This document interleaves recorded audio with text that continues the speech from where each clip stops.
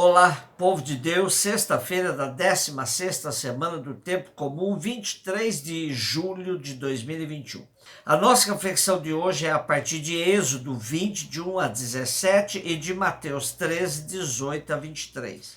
Depois do processo de libertação descrito nos primeiros capítulos do Êxodo, nós temos um evento que se transformará num dos pontos altos da história de Israel: a aliança proposta por Deus ao povo. Dos capítulos 19, versículo 1, ao capítulo 24, versículo 11, temos o relato da aliança, do código da aliança, do decálogo, concluindo tudo com uma bela refeição. Com essa aliança, o povo de Israel torna-se propriedade de Deus, que exerce sobre o povo de maneira exclusiva a autoridade absoluta e lhe cobra fidelidade absoluta também. Não haverá mais mediação entre Deus e o povo. Todo Israel é um povo sacerdotal. E somente Deus exercerá autoridade sobre o povo. E às autoridades terrenas cabe apenas servir a Deus e fazer cumprir a justiça e o direito sobre o povo. Nosso texto de hoje é um dos mais popularizados do livro do Êxodo, pois traz o decálogo, que passou para a história como a síntese de toda a aliança. Porém, ao popularizar-se, passou uma compreensão muito individualista de pecados que na sua origem eram sociais. Moralizou-se a leitura, despojando os 10 mandamentos de seu forte apelo social, pois era dirigido ao povo de Deus enquanto povo real.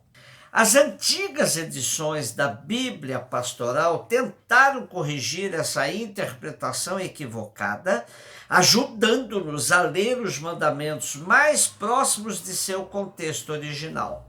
Bom, primeiramente, Deus se apresenta como Deus libertador, que tirou o povo da escravidão do Egito, e logo em seguida vem as orientações básicas para que o povo se mantenha fiel ao compromisso assumido. O primeiro mandamento consiste na proibição de servir a outros deuses e fazer imagens de Deus. De fato, de Deus ninguém pode fazer qualquer representação, pois corre-se o perigo da idolatria e da tentativa de manipulação. O segundo mandamento proíbe-se aí a usar o nome de Deus libertador para acobertar injustiças e opressões. O terceiro mandamento, com ele, proíbe-se escravizar o irmão. Para isso, santifica-se o sábado, dia de dedicar-se integralmente ao Senhor. Uma folga mais que justa em meio a um regime forçado de trabalho. O quarto mandamento mostra que a honra é devida, em primeiro lugar, aos pais, e não aos poderes do Estado ou de qualquer outra autoridade. E o quinto mandamento é central.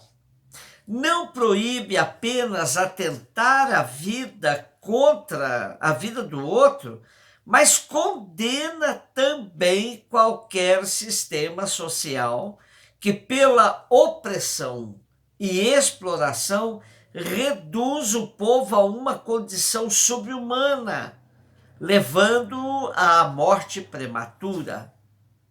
O sexto mandamento não se refere propriamente à castidade e à vida sexual, mas ao respeito pela relação matrimonial. Não é só preciso respeitar a própria família, mas respeitar também a família do outro. O adultério destrói a relação familiar. O sétimo mandamento não se trata apenas de casos isolados de roubos entre pessoas. O mandamento condena qualquer sistema social que se estrutura a partir do roubo, seja o roubo da força do trabalho, salário mal pago, seja do produto do trabalho, impossibilidade do trabalhador de usufruir do fruto do próprio trabalho, seja ainda do direito ao descanso. O oitavo mandamento não se reduz somente ao péssimo costume de falar mal dos outros. Ele condena a corrupção na administração da justiça, pois esta é o único recurso para os pobres e fracos reivindicarem e defenderem seus direitos contra ricos e poderosos. O nono e o 10º mandamentos proíbem a cobiça em todos os níveis e formas. Condenam a qualquer sistema social que tenha como única meta o ter mais, incentivando espertezas e tramas para se apoderar do que pertence aos outros.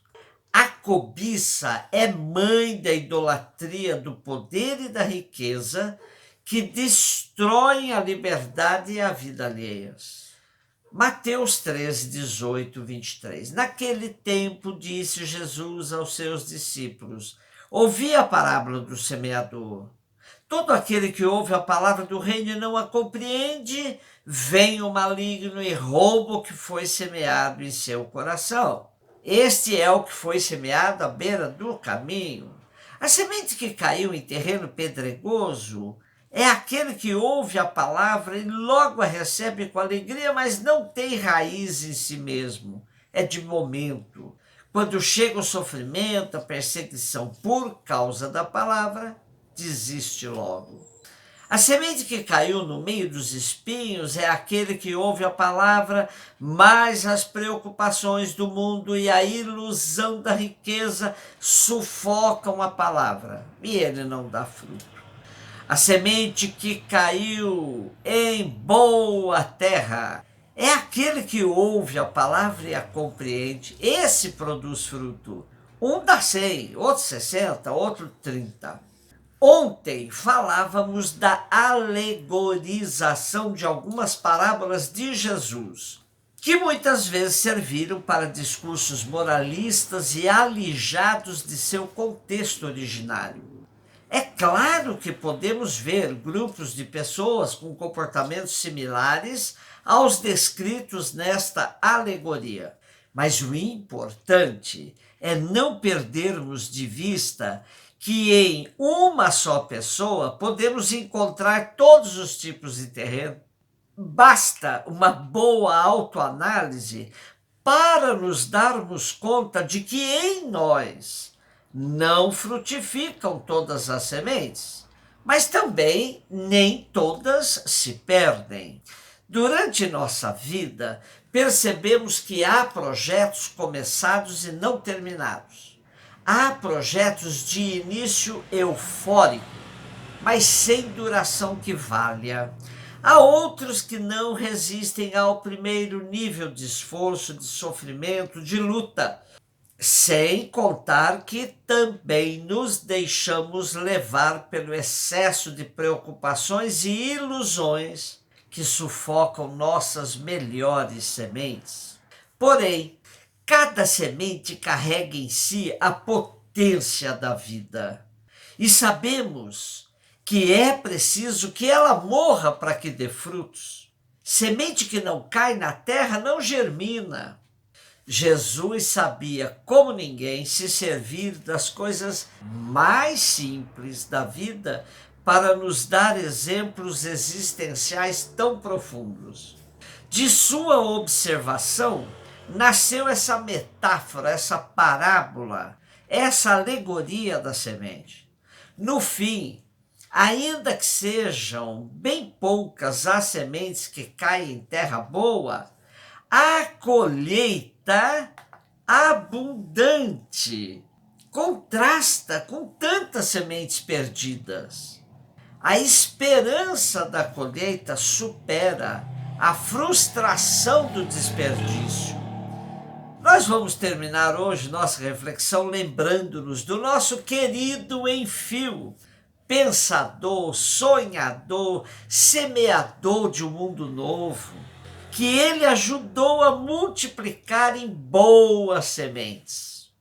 Ele dizia: se não houver frutos, valeu a beleza das flores. Se não houver flores, valeu a sombra das folhas. Se não houver folhas, valeu a intenção da semente. Um beijo no seu coração.